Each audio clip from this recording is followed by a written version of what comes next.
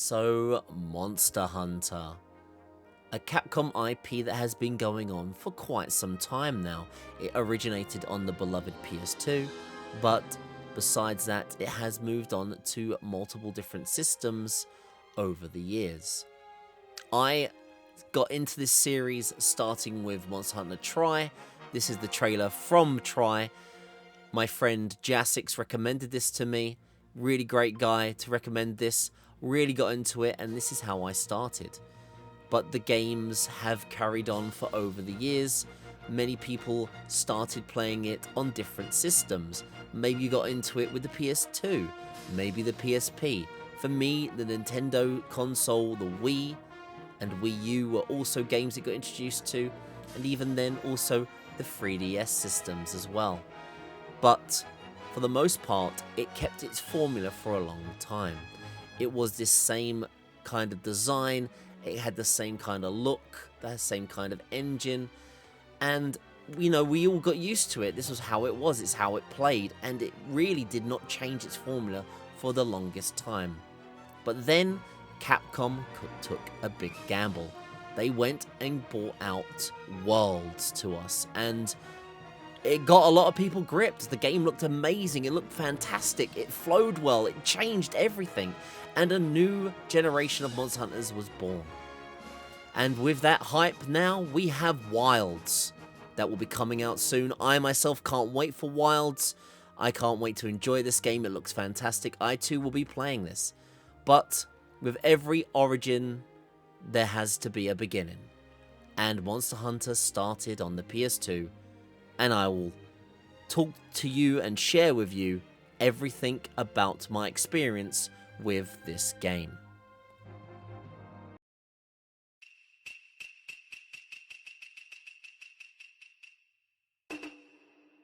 So, welcome to the world of Monster Hunter.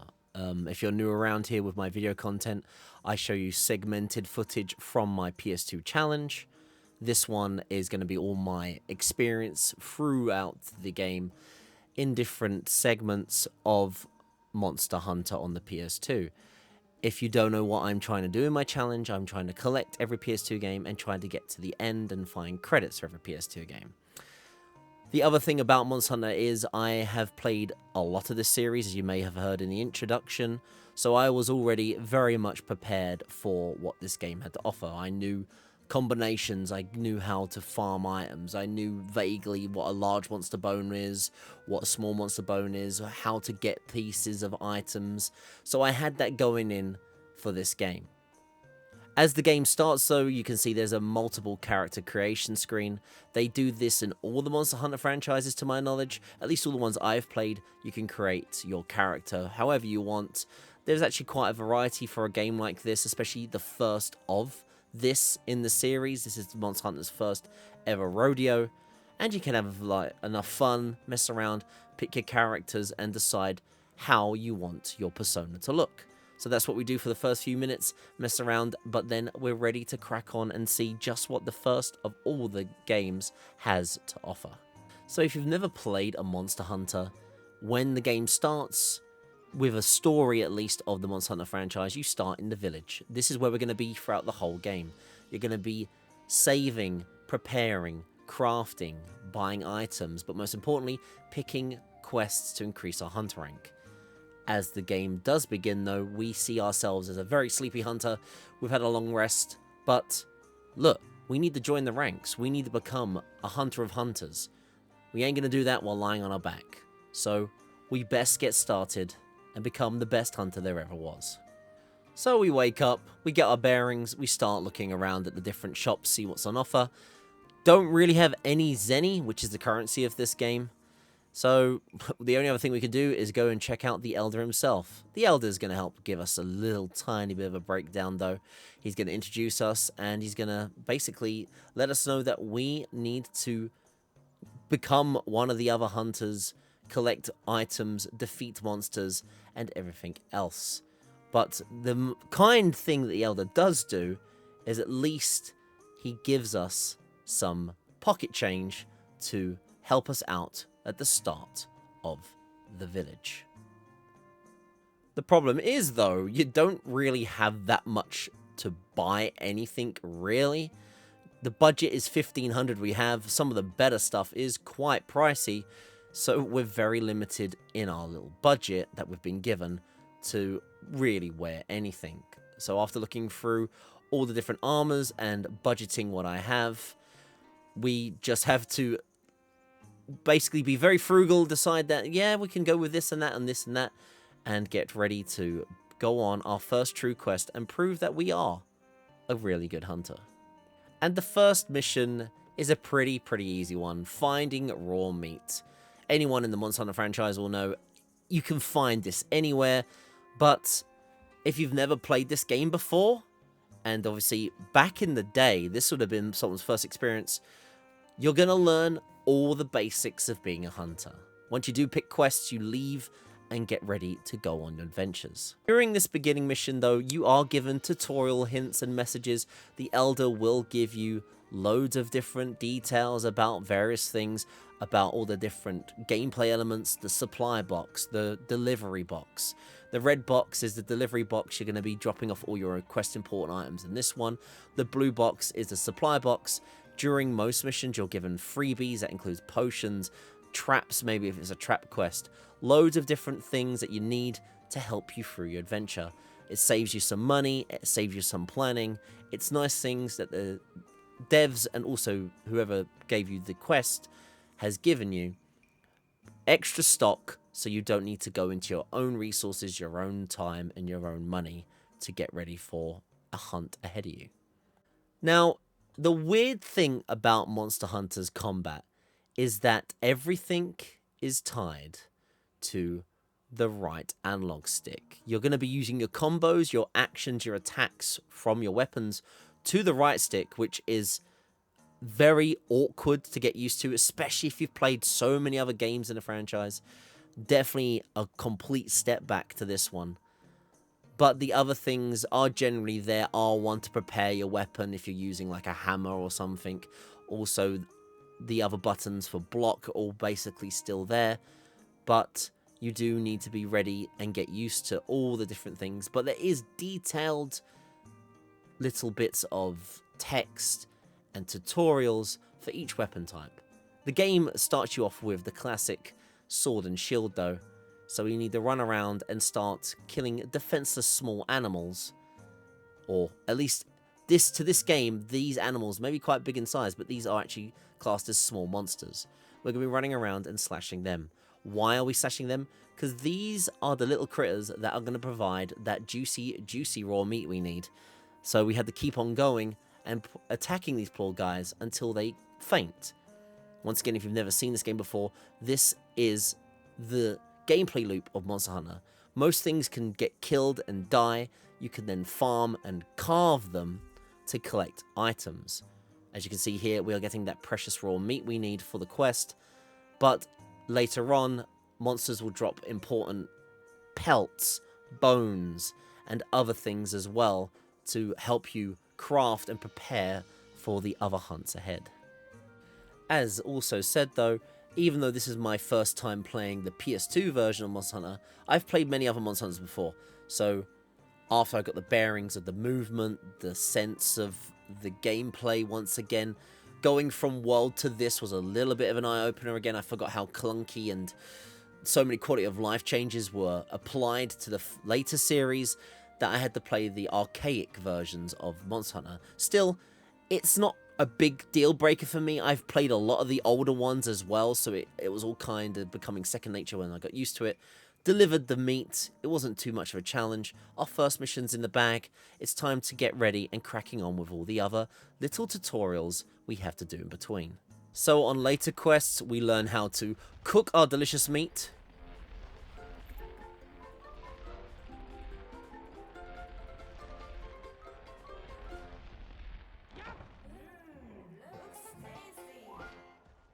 We also have to master the beautiful mechanic that is clearly fishing. We all love a bit of fishing in our video games, right?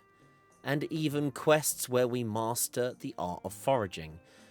The game actually does quite a good job of explaining all the basic mechanics that you have to do. Crafting and foraging is very important. We need them for the potions that we're going to need to turn into mega potions. We also need webs and little bugs to craft picks and traps. If you've never played a Monster Hunter game once before, everything you can gather needs to be either by your own hands, or you need to have picks or bug nets on hand as well.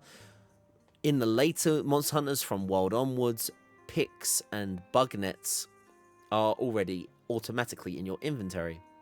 As you can see here, we have the mining points, but without a pick, I'm not able to get that precious ore that you could easily just do in the later games. You are eventually taught about all these things, but obviously with that, you need to always pretty much bring picks and bug nets with you all the time, because you'll need that ore, you'll need those bugs to craft later gear, later armor, and other things in between. So the quality of life improvements obviously are non-existent, because this is the first game. So be prepared for that if you ever want to enjoy the first ever Monster Hunter yourself. There's a little bit of a learning curve, and there's definitely a few step backs that you need to be prepared for. But once we do all the basic level 1-star quests, we have our first Urgent. Urgents are your roadblock, your wall. If you don't beat the Urgent, you can't move on to the next level of quests. Very important. You need to do a series of the level star missions you're on. Usually they're very fixed. As long as you do the very particular ones, you can then unlock the Urgent. During my playthrough, I actually go through all the missions anyway. So because I didn't know in this game what were the most important quests to trigger Urgents, so I just went and beat them all steadily through it. Though the first Urgent is finally our way of proving we're a hunter. We're going to be taking on Velociprey, one of the first actual aggressive monsters of the game. These guys will actually fight back, will actually start taking damage. Other small monsters were doing that already, but these are a gang of small monsters that want to pick up a fight if you pick up a fight back. So we run around, bully some of the annoying Velociprey, and eventually succeed in our first true hunt. We've learnt all the basics now. We are going to become a hunter. Even a veteran like me learnt the basics, learnt how to play, and I too was now ready to become a monster hunter.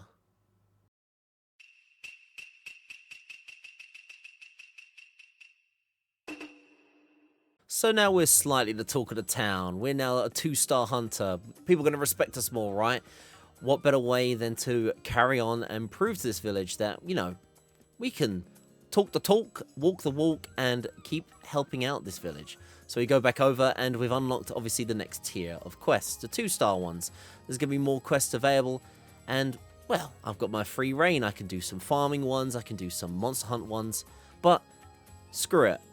I go for the Monster Hunter Painful Classic. Once I look at all the ones at bay, I have a quick look. Some are okay, but one definitely stands out to me. Yep, that's it. It's the beloved Wyvern Egg Delivery Mission. If you've played these games long enough, you know that these ones can go to hell really quickly. But I love the Wyvern Egg missions, honestly. They're so archaic, they're so crazy as well. They've been around since the beginning, and you can really get a laugh out of them. So why not? And also, I was going to beat all these missions anyway. Screw it. So let's try and get us a mighty fine egg. Now, during this egg hunt, we see the flagship monster of the game. Yes, he's old now, but before then, this was the first game. The mighty king of the sky, Rathalos, emerges.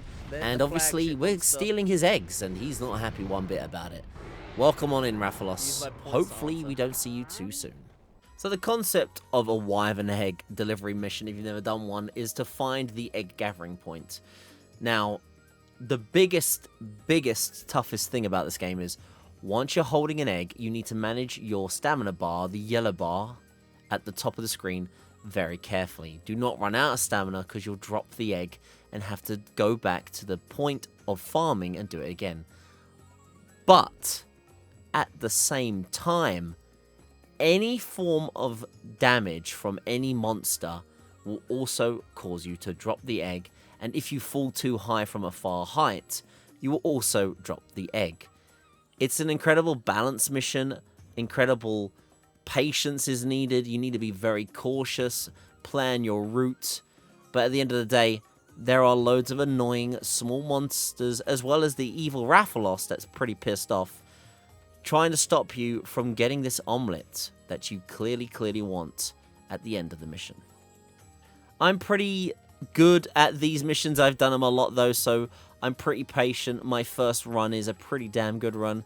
Plan around the monsters, avoid getting jumped by the annoying Velociprey, getting stung by the Vespoids, the evil wasps of the game if you don't know what that enemy is, and above all, Rathalos. Still, the egg's delivered, we're done.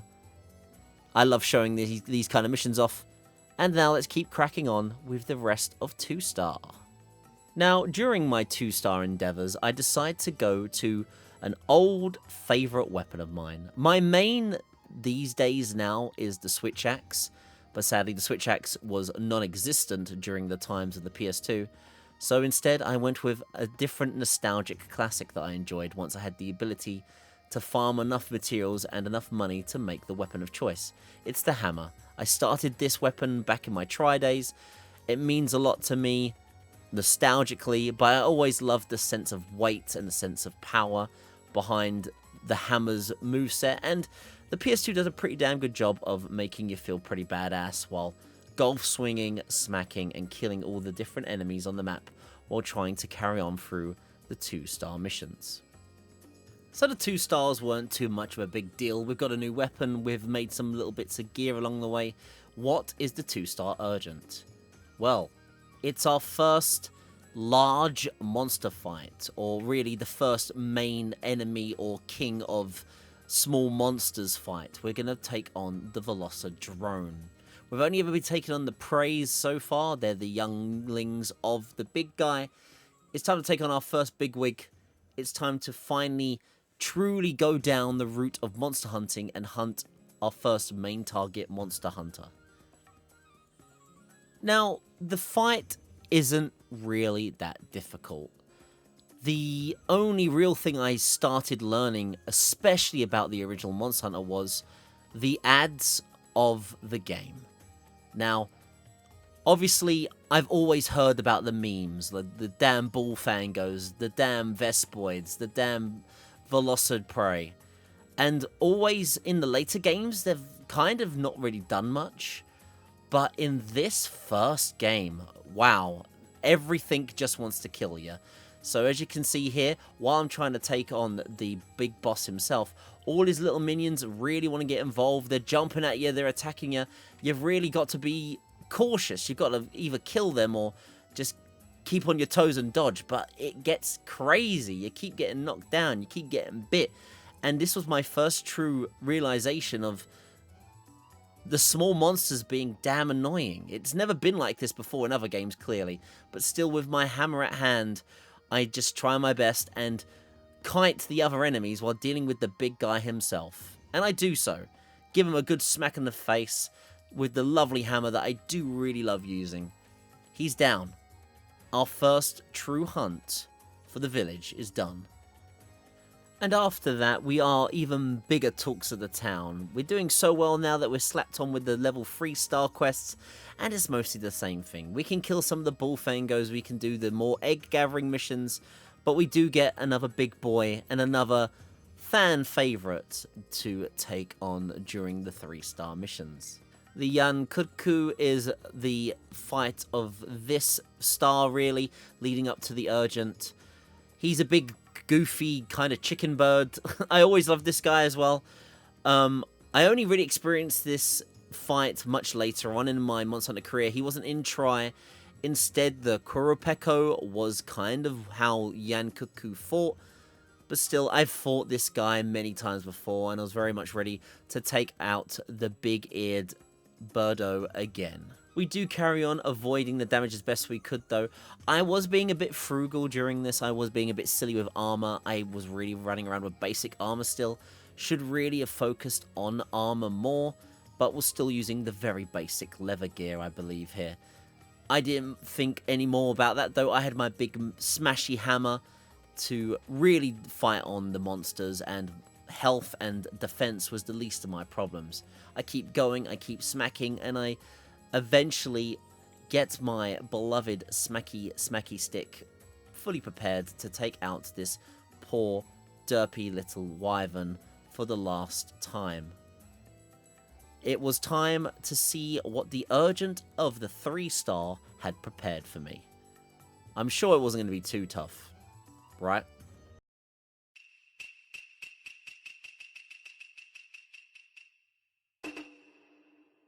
So we'd already done all of the 3 stars. We had the Urgent to get to the beloved 4-star. Who was our target for the 4-star? The Land Shark, aka Cephadrome. Once again, this is another infamous monster of the series. If you know about him, you already know how much of a pain in the butt he is. If you don't, needless to say, a lot of people hate this guy's hitbox. He's really annoying. But not only that, he is in the desert biome. The desert biome is a unique area and a new area where we get new ores, new small monsters to farm, but more importantly, we have to use cool drinks here. If we do not maintain the cool drinks, drink them, and keep cool, we eventually slowly burn and lose damage over time in the desert. We are burning ourselves. We are suffering from heat stroke. We've only got so many cool drinks though, so we have to be very much cautious and make sure not to overheat, pass out, and die, while also trying to take on the boss of the area. Now, the Cephadrome is not only an annoying monster with an annoying hitbox, his movement and his main gimmick is that he will swim in the sand and emerge very rarely unless you can do specific things to get him out of the ground. But here he is in his derpy form, but don't let his looks deceive you. This guy is a real pain in the ass. One of his weaknesses, though, which you should be prepared for if you've never have fought this guy, is he does not like loud noises or sonic bombs. Sonic bombs is one of his weaknesses and is the best way to really stop this guy from moving about. As you can see here, I was trying my best to whack him out of the ground, but to no real prevail. It's going to take forever. It's going to be pretty much impossible, at least for me, to get it, so we go with plan B. The game does give us some sonic bombs to use at our disposal, so you then need to plan it out and make sure you're at the right point to nab him, and when you do, he hops out the ground. But also anything else, his other minions can also hop out the ground. Still, it was time to start wailing on him, is what I was hoping for. But once again, the ads in this game are insane. Not only am I trying to take on the boss himself, his little minions do not do me any favors. They can spit at you, they can attack at you, and it just causes the fight to be one big, cursed, annoying, frustrating fight. It really already started jumping up the difficulty, and I started realizing the true pain of Monster Hunter on the OG system and its first ever infant form. I actually don't even really like my first initial run against this guy, so I call it quits on this first ever attempt. I knew I wasn't doing too well anyway. I was using up health, I was using up resources. We really wasn't doing too well, and I was starting to remember just how annoying this guy was. We were going to need to farm, and we were going to need to make sonic bombs to really deal with this guy, because chasing after him and slowly knocking him out of the ground was just not going to cut it. So we needed to finally prepare. We need to start doing homework. We were going to need to finally actually work on gear, armor, and other things to make sure we were going to beat and become a 4-star hunter. I do foolishly keep trying again, though. I feel like, I don't know, I was very stubborn. I thought like, oh, I can do this. I'm a professional. I've beaten all the other monster hunters out there. Surely this one is no big deal. I don't know, but at this point, I was also not really feeling the hammer. I was whiffing a lot. I felt like on my own I was getting quite punished a lot. And there was just cracks showing in my playstyle with the hammer that I just wasn't liking. And usually I was quite confident with the hammer. But solo on this game, with the hammer in particular, there was just something that I wasn't happy with. So I decided that I was going to approach it differently. after not really vibing already with one of my all-time favorite weapons. I was going to change it up, not only for the sake of trying to beat this game, but also for survivability. So I decided to go with a shield weapon. It was the best way I thought to prevent damage, and I was never really a fan of sword and shield, but gave spears a go every now and then. So I went with it. It was time to go back to training. It was time to try and practice with the spear and slowly learn the mechanics of it, the combos, how to deal damage quickly, how to basically be a much better fighter than I already was with it. And sadly, the small monsters of the noob area were gonna be my little guinea pigs as I started my training montage to become the spearman that I needed to be. I thought I was confident as well. I had my gear ready, I had my spear ready, but good God, still, the Cephadrome really was a beast not to be messed with. Even when I was able to block attacks, that beautiful bullshit hitbox that we all know and love kept showing its ugly face. I was getting whacked, slapped, spat on, killed multiple times, trying to destroy this derpy sand monster, to no avail, sadly. I really was getting schooled by this guy. But hey, that's what Monster Hunter's all about. You've got to get good sometimes, and sadly, I just wasn't getting good right in the first steps of the game. We were going to have to keep going. It's our only way forward. Eventually, we would prevail. This sand boss was going to eventually crumble under my feet. There is another brief thing I forgot to mention, though. The cart mechanic of this game, if you've never ever played a Monster Hunter game, you are allowed to faint 3 times in a mission. So after you've died 3 times or gone unconscious 3 times, you have failed the mission completely. You can die twice and still win successfully, but if you do not manage your health, if you do not stay on your toes, you completely fail the mission. You're basically living 3 extra lives. If you're in co-op, you have up to 3 faints amongst all your teammates. It's a mechanic you need to be aware of, and it's one that you need to, most importantly, definitely juggle, because obviously keeping your health above water is the most important thing, and also preventing 3 carts on any mission will prevent you from losing all the time you've already invested in a pretty long run. After several attempts, though, the Cephadrome does eventually run away to a location that isn't in the desert. He goes to his nest. Most monsters do this, big monsters especially. Once they are very low on health, they run away. It's a way so they can try and regain health. It's a good telltale sign that you're near the end of the hunt, and finally we had a good run going where hopefully I was going to eventually take this big guy out. With a bit of confidence in me, I gave it a go though. It was time to see if I could knock this guy out. And after a few more prods and a bit of skillful dodging,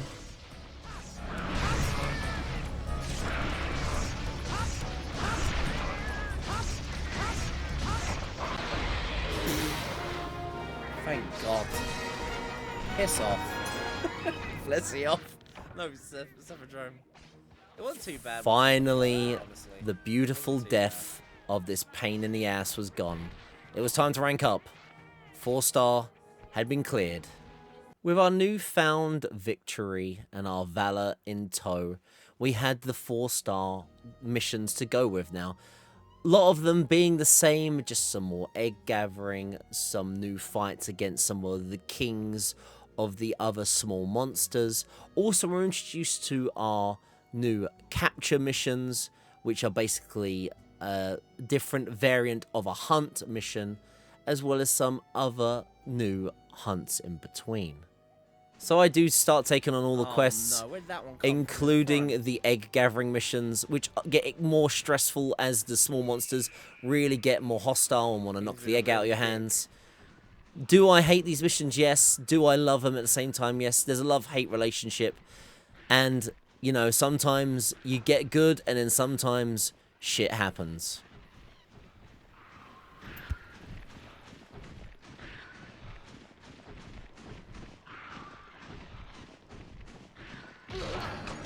Oh, fuckers. Well, that's GG. With the mentioned capture missions as well, you want to make sure that your enemies are on low health. Yankuku actually has a tell. His ears will go down so you know when he's fully ready to be captured. Nearly every other monster is more about you learning and seeing them limp or running away to sleep is usually a telltale sign that they are capturable. Capturing has a time limit though. Once they're in that pitfall trap, you have a very set amount of time to get 2 tranks off. If you miss with the tranks, they will break free and you'll have to recapture them with a trap or use more tranks again. If you run out of traps or tranks, you're not going to be able to capture the monster, meaning you have to redo the mission again. Then again, capturing a monster makes hunts easier on certain big monster fights, especially some of the more later end-game monsters that you might want to farm for better armor and gear. But yes, capturing is a variant that's unlocked later on, and now you can master capturing with the first Yankuku capture mission to see how you fare. The other standout monster during the 4-star quests is the Gapirius. Gapirius is a pretty damn annoying monster as well, because there's an element you're going to be introduced to which really can be frustrating to manage and more so importantly one to avoid. Gapirius is a pretty derpy variant of Yankuku. He will run about, rampage and get really annoyed. He will try to flash you with his flashing device on his head that he can do, but also he can poison. But during this fight, not only are you dealing with him, the areas are full of ads, and my god, does it really get annoying. Not only are you trying to avoid getting poisoned, there are bullfangos everywhere, there's everyone jumping on you. The swamp area, which is the new biome as well, is a very cursed place to go to. So you're dealing with these big monster fights. You've got bull drones everywhere trying to charge at you. You've got a big giant monster you're trying to kill. You're trying to stop the poison from eating away at you. There's so much going on. And once again, the higher the stars go up, the more frustrating everything comes to be. It's still a great challenge, but my goodness, are the ads probably the worst thing as the game goes on. Really, really gets frustrating. And Gapirius is no easy opponent either. He hits hard. He really has annoying hitboxes as well. He's one frustrating, derpy bird that just won't leave you alone. With my trusty spear in hand, though, I'm able to defend myself, hold my fight up against the big guy, and eventually take him out. This was the last of the 4 stars, and well, I was ready now for the next one. Who could truly be the 5-star urgent that was going to stop me from becoming a 5-star man?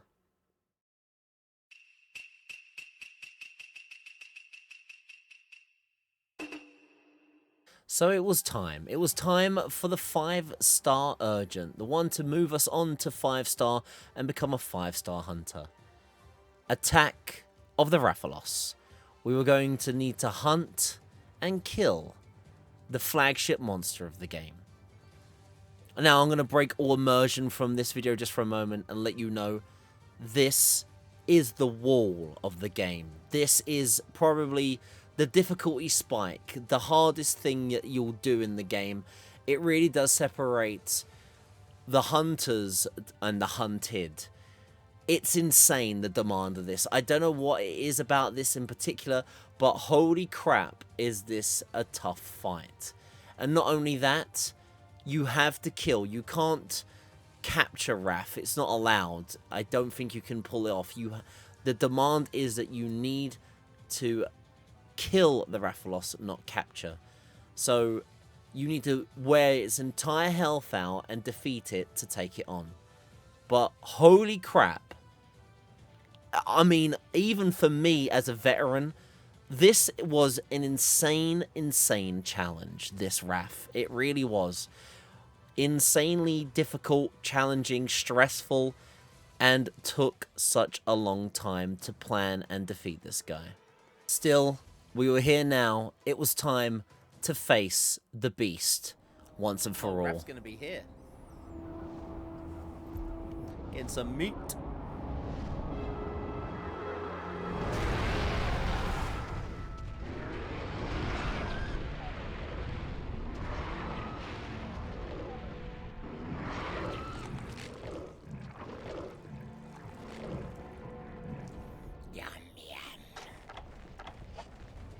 I was young, foolish, and unaware, though, of how difficult this Wrath was. I've fought in so many different Wraths in so many different Monster Hunters. What could possibly go wrong? So I went in and gave this guy a good go. He hits hard. He destroys your health, but that could be just me because I was having really crappy armor still. But yeah, Wrath was not gonna hold back anything. He has his Poison Claw attacks. He has his Evil Fireball attacks. He has everything that he would normally have in the later games as well, and is ready to lay down the pain for you. I do come prepared, like I say though. I've got my Sonic Bombs, I've got my Flash Bombs, I've got everything I possibly can to make sure I lay down the DPS. But it just became I was aware of just how truly difficult this fight was the further it went on. One of the main annoying things, though, that Wrath loves to do, that's already frustrating, is he loves to change areas constantly. And some of the areas he flies to can get stupidly annoying. But Wrath just loves it. Once Wrath's took a few hits or done some damage, he's like, I'm out. I'm off to the next zone. And some zones can be a real pain. One of the worst, in my opinion, is Area 9, though. The Corridor of Death. It's straight, it's narrow. To fight him in this is already cursed as it is. Not only that, though, there are some damn bloody cats that love to attack you and steal your important items, maybe. But, yeah, Wrath really does have some annoying zones. In general, this area is so annoying. You're going to get wind blasted, roared at, attacked, swayed, and you're going to see yourself getting carted a lot. Unless you're really good at the game, fair play to you. But for most people, the true Wrath experience is going to see this poor sight of getting carted. But Wrath really does hit hard.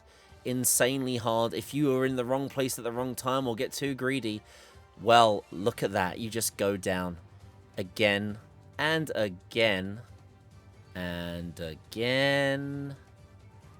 And even when I've got the Wrath back to his nest, desperately low on health, no healing items left, trying to deal with the ads that surround him in the cave, and then just try and go for some last glory kills. Even then, the ads even decide to truly spit on my face and make this Wrath experience all the more painful. So it was time to do the sensible thing and think like a true Monster Hunter. We were going to have to upgrade our gear. It was time to grind. You need to do this anyway. I was ignoring it because I thought I could get by just fine. But even for me, the wall of the Wrath was showing its true face. It was time.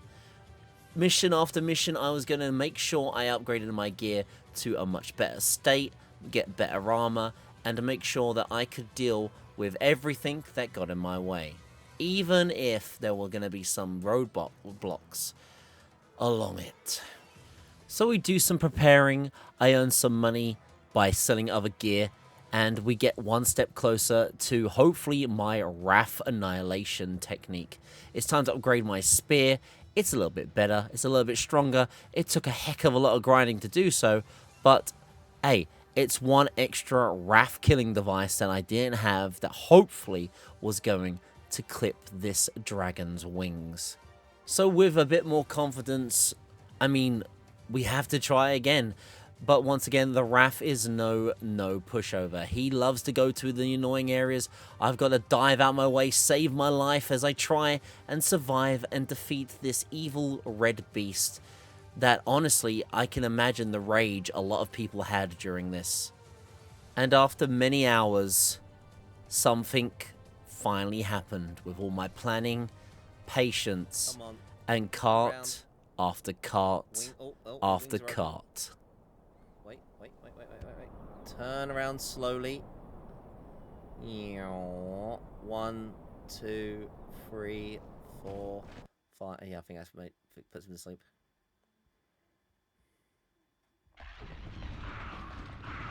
Oh no. This might work out better. No, it won't work out better.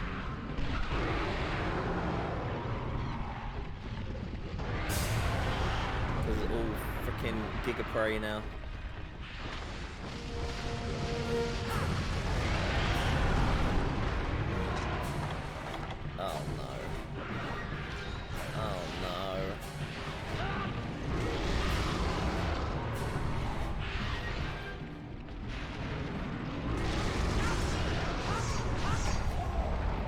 Oh, thank the gods. It's over. Oh, I can finally move on to 5-star. Oh my god. Please let me carve Wrath. No, it's all bones on the floor. It finally happened. The beast was dead. It didn't feel like I was that overwhelmed or so happy, but I think it was just the sheer fatigue from this guy. But finally, the red wall, the Wrath of Rath, had been fizzled out.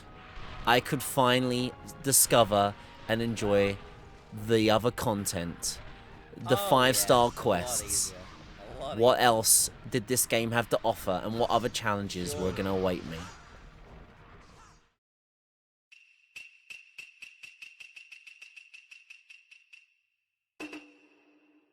So we had reached the peak of our hunting class. We were on the last of the last missions, the 5 stars before the last urgent. We've already been warned about the urgent as well, the monobloss. But not only that, we have been given a special gift. A gift I sadly don't use, but all the same, by the power of Rathalos, I have the power. I have a badass sword that I guess I'll keep for display purposes. I'll stick to my spear, but we got a cool bonus, and we now have access to the next tier and list of quests. I was very ready for the big difficulty spike after the Rathalos, and we had a heck of a lot of new monsters to fight and a lot of different challenges ahead of us. Not only that, we had access to the new area, the volcano, and this was going to be a very handy, essential area. I spent a good amount of time here. Why? Because the volcano area has a load of the ores we need for the important weapon and armor upgrades, and so I spent a lot of my beginning time here farming and getting those items I need. Of course, while getting slapped around by the annoying ads who just clearly didn't want me to farm the beloved ores I needed to upgrade my gear and keep on challenging the next lot of missions. And as time went on with my hard work grinding, you can see my spear got upgrades, I even got better armor along the way.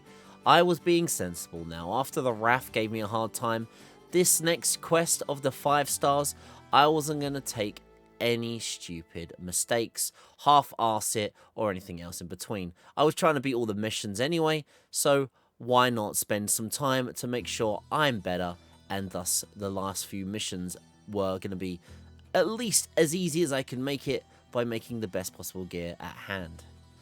So with me fully healed, fully leveled, fully upgraded to the point where I thought I was happy, we had to start taking on the 5-star quests. And it was time for a Wrath rematch. Not to kill though, but to capture. And once he was limping, the capture Wrath missions are unbelievably easier compared to the obvious kill ones. I think they should have done it the other way around, honestly. But hey, it's up to the devs. They want to do what they want to do. Capturing Wrath is a heck of a lot easier than killing him. And thus, the first of the many missions we need to do goes by in a breeze. It makes it easy. I don't need to deal with Wrath, put him to sleep. It's child's play when you have to do it this way around. A completely night and day difference when you're having this quest to capture rather than to kill. Another monster on our hit list as well was the Basalios.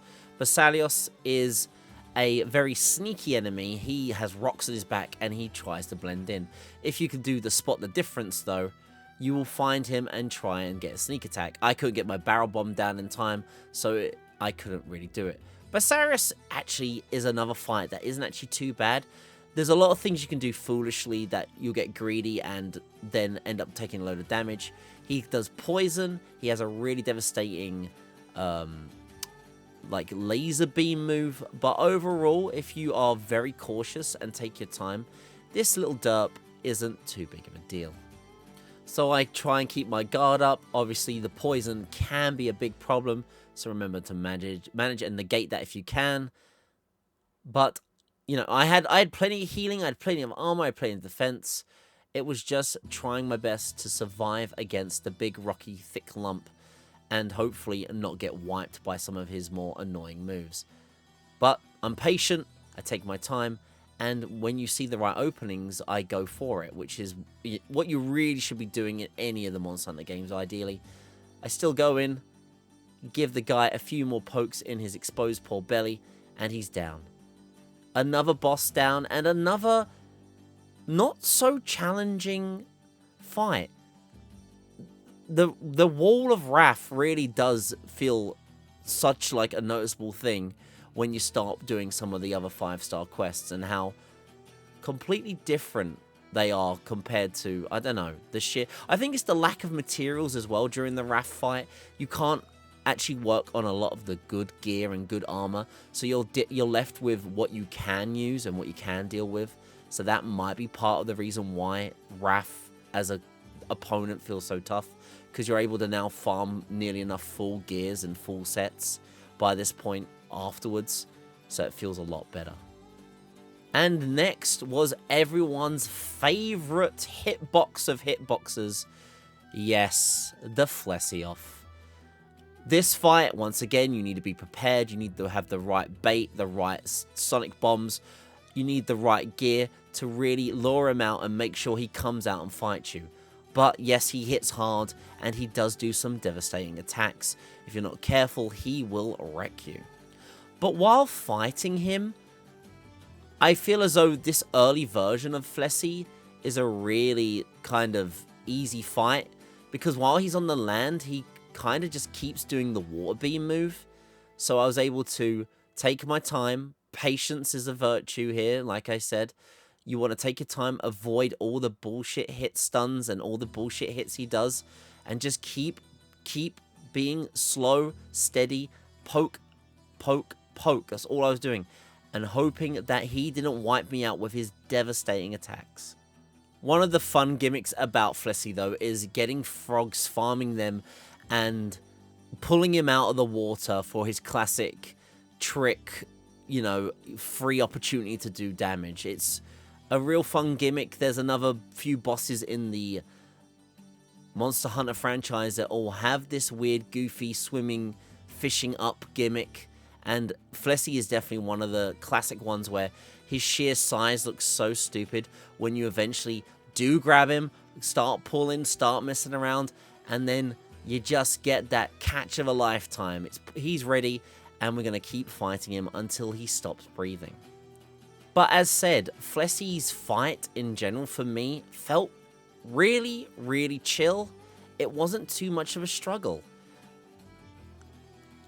I don't know why, I don't know what it is. Maybe he's just an easier version in this one, but took my time, avoided the damage, and Flessie was another one who I thought would be a real challenge, but instead was a pretty good fight. And finally, amongst the 5-star missions, we had the lovely lady herself, the femme of the Wraths. It was the Rathian. She is way more poisonous, but at the end of the day, it's weird that she came after Rathalos. I feel as though you should take her on, then Wrath. It's how it usually works, but needless to say, we do take her on, and it does get frustrating. The levels are full of ads. They're full of annoying goddamn bullfangos and iodromes trying to poison you, jump on you, attack on you. I really, really loathed this area where you had to fight her in. It takes so long, it's annoying, it's frustrating. But we had to deal with it, and the ads just really, really had to be there for the ride. But then again, are the ads really all that bad when the game was coming to an end? Try and heal, get jumped on. Oh god, look at them all, look at them all, look at them all, look at them all, look at them all!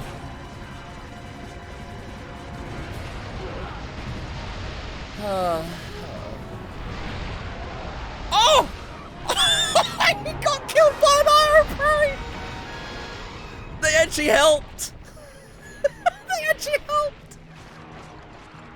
We are friends! All is forgiven! All is forgiven! All is forgiven, my brethren. Oh my god. All is forgiven. Please, let me just get one more calf. Yes, for once in my life, the goddamn ads decided to bless us and help deal with the boss. In Monsters, yeah, The trying to enemy get the right of monsters with my the right enemy story. is By the way, if you don't clearly have a VPN, my you should friend. definitely check him out. Super cool dude.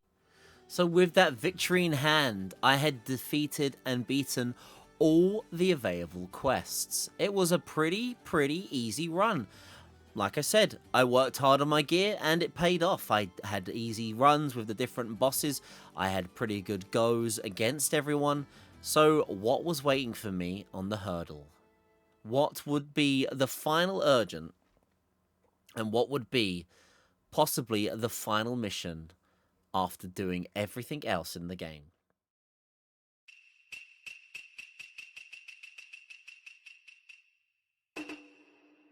I had defeated and done all of the 5-star missions. Everything was cleared, and we were given the final urgent, Monobloss. Was I prepared? Was I ready? I felt it. I had enough mega potions. I had some pretty decent armor. I even farmed a bit of Rathian. I segmented pieces together to try and, well, give myself the most defense, the most passive stuffs I could get. My spear was pretty much upgraded as I could. Could I do it? Would this be it? Would we take on and pass the final urgent of the game? This truly felt like a battle of battles. One man spear versus the one-horned beast. Mono a mono. One-on-one. We were going to see who was going to win. The demon himself versus me. The veteran who was about to try and take on the final challenge of this game.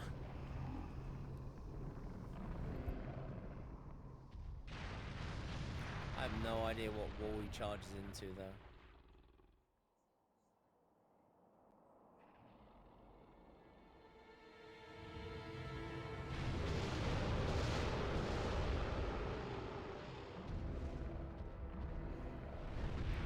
Oh boy, that tail.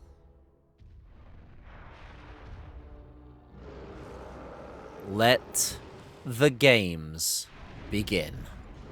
So Monobloss is a pretty evil enemy. He does do some devastating charging attacks, but he has some really annoying hitboxes, like a lot of these two-legged enemy wyverns in the game.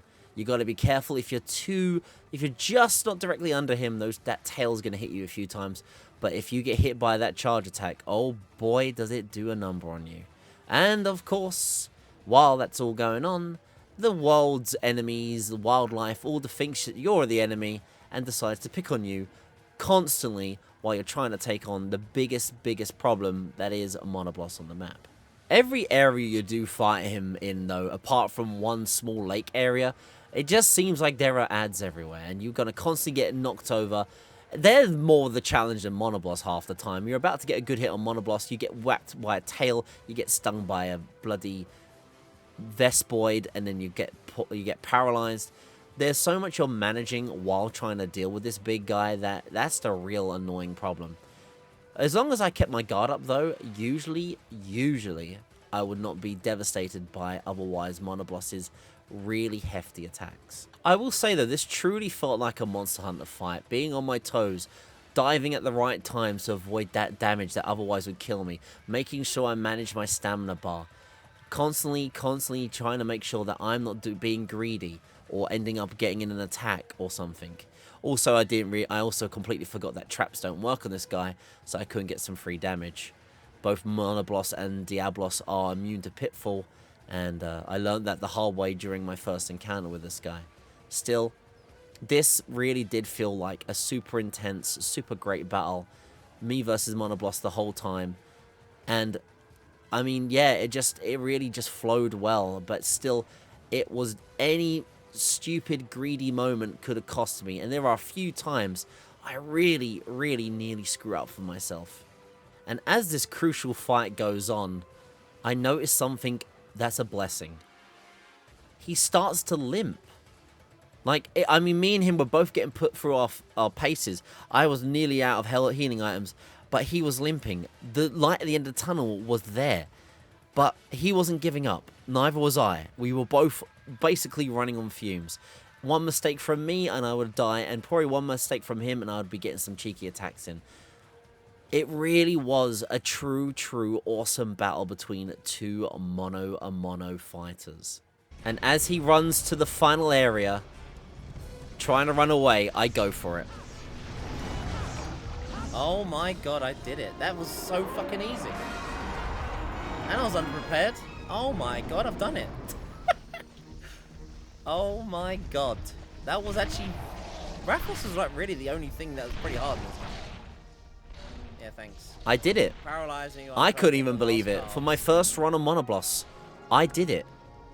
And it felt so good.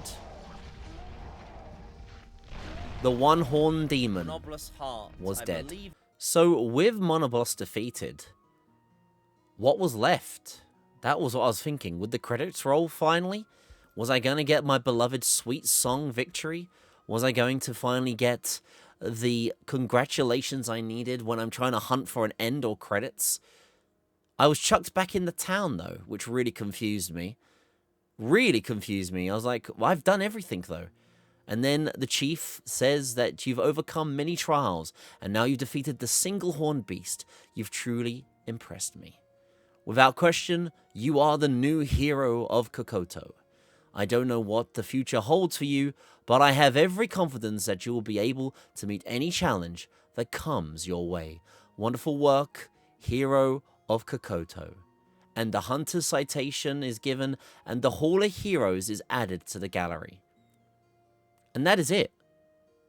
That is it. Everything was cleared. And I defeated everything. But I was confused. I was lost. I was like, is there no way to truly congratulate me? Is there no way? Is there no credits in this game? I was lost. I was walking around and I was just like, how and where do I get anything? Is that it? Does the game just end like that? I guess that's it, I thought to myself. But there was something in the gallery I wanted to check, so I thought might as well do that and then call this game a GG. So we went back to the main menu, went to the gallery, and selected Hall of Heroes. And then... oh, there it is. There they were. The credits are hidden for some reason. Hidden credits. Yeah, baby. But credits all the same. What a weird way to get credit rolls, but it didn't matter. Done it. I'd done it. I had defeated and beaten Monster Hunter. It was alright. And what a game it was. I mean, I honestly would say this is probably one of the hardest PS2 games. I've beaten over 200 games now. For a veteran, even like me, I would say this is probably one of the more challenging games someone would take on in the library. Especially if you've never, ever played the series. If you've never played the series, you'd probably need a little guide to follow to know like where monster drops are or vaguely what you need to do or play or interact with and find ores. But for me, luckily, because I played PSP versions, Wii versions, and the more modern versions, I knew it all. I got it all and it felt good. We beat the game and I got a beautiful credit roll as well. Even though it was hidden, it was there. The game was beaten. Truly a challenging game for anyone, though. Really, really loved the game as well, though. Unbelievable for a first game. It had a pretty fleshed out campaign, and there was enough mixed variety of bosses and different enemies and big enemies and everything in between to truly give a full fleshed out campaign. Supposedly there is a secret Diablos fight as well. I only learnt about this once I wrapped the game up and someone told me. I think you need to make Monobloss armor, they said. If you make one piece of Monobloss armor or the full Monobloss armor, Diablos is one super secret final fight in the solo campaign, and then that's it. But apart from that, that was everything I'd done in the game. There is an online portion of this game. Maybe one day I'd love to come back to this and play the online servers. There are some Japanese-only servers still run by fans and the community. And maybe one day when I have the time, I might get some of my other PS2 challenge runners together. Hell, I might even get some people that just love this game in general.